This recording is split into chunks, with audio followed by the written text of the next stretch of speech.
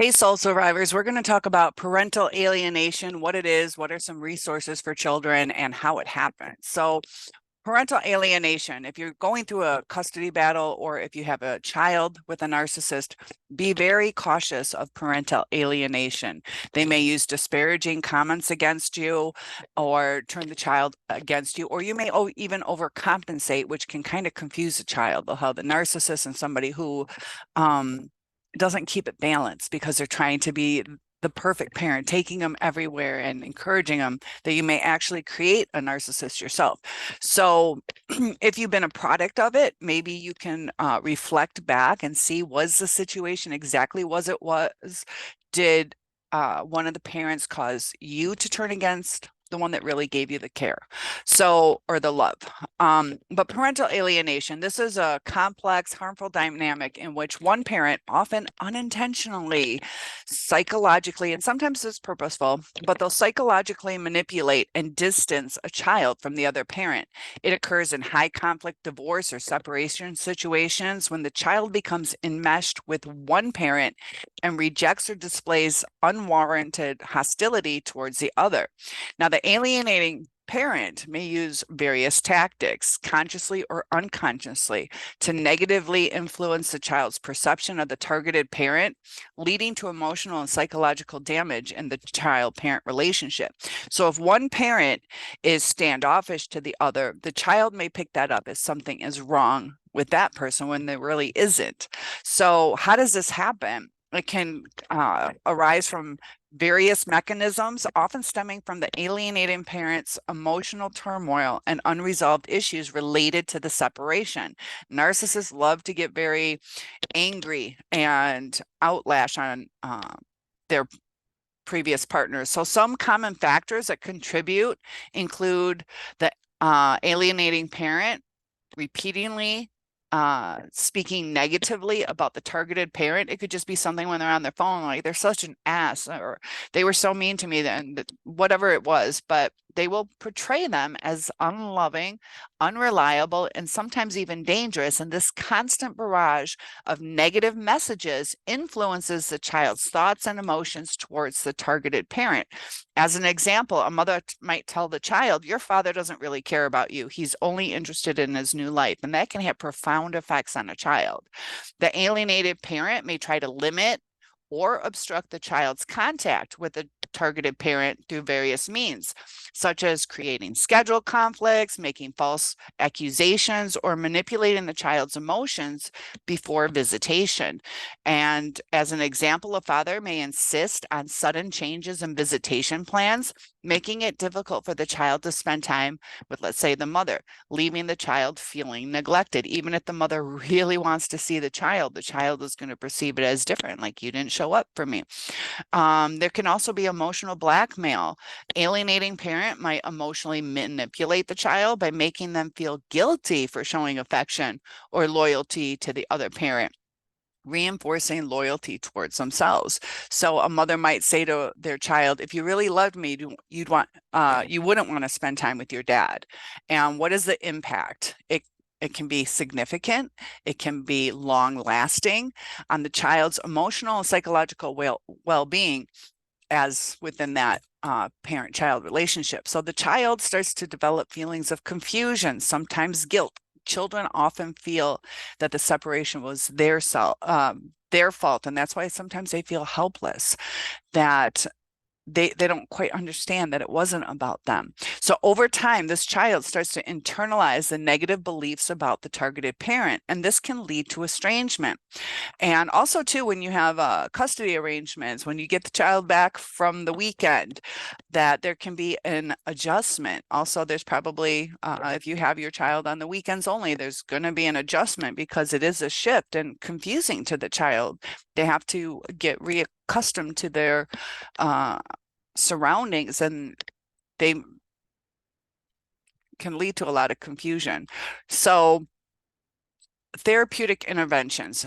In the case of parental alienation, family therapy can be highly beneficial. A skilled psychologist can create a safe or neutral space for all family members that allows them to express their feelings or concerns. therapy, the child can start to explore their emotions, thoughts, and fears, helping them develop a more balanced perspective of both parents. It also allows the alienating parent to understand the impact of their behavior and work towards healthier coping strategies.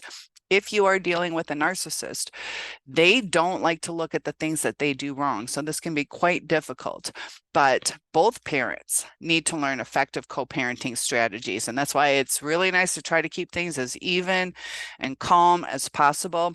Don't react. Be proactive in the way that you speak. Be clear on your boundaries. It can be devastating when your child turns against you. So professionals involved should focus on the child's best interests and well-being. We got courts, psychologists, and other people involved. They have to recognize and prioritize the child's emotional needs over any parental conflicts, because this is creating the basis of the child's future, the child's ability to have healthy relationships.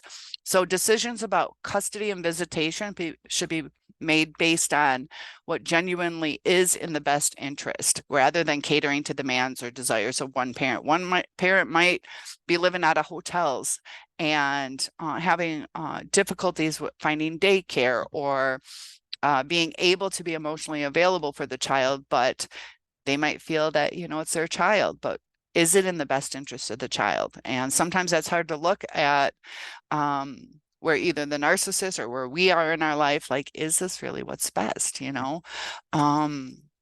So professionals need to focus on that best interest. And in severe cases, legal intervention may be necessary to protect the child's relationship with the targeted parent. Courts can enforce visitation rights and establish consequences for violating the court orders. But we have to remember the legal process should be approached with caution, as it can escalate conflicts further and may not always address the underlying emotional issues effectively. We have to remember the judges and the attorneys aren't as invested as we are. They might try to do their best or close to their best, but if you can work something out with your estranged partner, that would be a lot better. But it's hard with the narcissist. So when the child has alienated from one parent for an extended period, a specialized form of therapy known as reintegration therapy can be helpful. And this therapy aims to facilitate the rebuilding of parent-child relationship, and it does so by addressing the emotional barriers that have developed over time. So early intervention, support for coping and divorce, within divorce or separation, cooperative co-parenting, child advocacy. Educating children about their emotions and rights can empower them to express their feelings and resist manipulation. Encouraging open dialogue can help them protect them under the undue influence. So there is something called CASA, Court-Appointed Special Advocates. And I am in the United States. This refers to the United States. Check with your country. But CASA is a nationwide network of volunteer advocates who are trained to represent and advocate for the best interest of abused or neglected children in the court system. These volunteers work closely with the child, gather information, make recommendations. It can really help if you have a child advocate. So there's also CWIG, which is Child Welfare Information Gateway, and it's a service of the Children's Bureau, which is a federal agency within the United States Department of Health and Human Services. They can provide information and resources on child welfare, child abuse prevention, foster care, adoption, and other related topics to help professionals and families make informed decisions. The more you know, the better decisions you can make. So CAC, Child Advocacy Centers. These are community-based organizations that provide child-friendly, safe environment for children of abuse. They facilitate the coordination between law enforcement, child protective services, even medical professionals if needed, mental health professionals, and other agencies involved in investigating and providing support to these children. NCMEC, National Center for Missing and Exploited Children, nonprofit organization, helps law enforcement and families locate missing children, and combat child exploitation. They also have resources and support for prevention, education, and advocacy related to child safety. We need to keep our children safe. That's one of the core needs that we have, is to feel safe and to feel loved. CDF, Child's Defense Fund, National Child Advocacy Organization that works to ensure all children have access to quality health care, education, and a safe environment. And they advocate for policies and programs that prioritize children's needs and protect their rights. Sometimes we need foster care. Foster Care to Success. This is an organization that will focus on providing educational and financial support to young people aging out through the foster care system. And this helps them transition successfully into adulthood. 0 to 3, nonprofit organization focusing on promoting the healthy development of infants and toddlers. And this organization advocates for policies and programs that support early childhood development and well-being.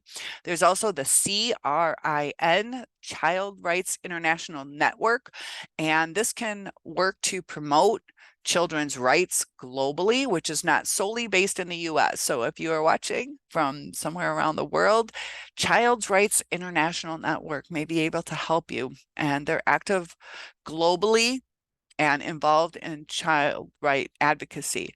So be aware that during a divorce or separation, the narcissist can have a lot of anger and target you, or even just through their body language, their consistency on showing up or letting the child talk. It can have devastating lifelong effects sometimes. So let me know if I can help you with this, because you don't want to lose your child later on in life, because sometimes you do try your best, or maybe you were a product of it. Maybe it is time to reconnect with the other parent or not. Sometimes what they say, opinions are not facts. Sometimes we have to know the facts to know the facts. Please like and subscribe. One-on-ones are available. Let me know how I can help you. One day at a time, we'll heal.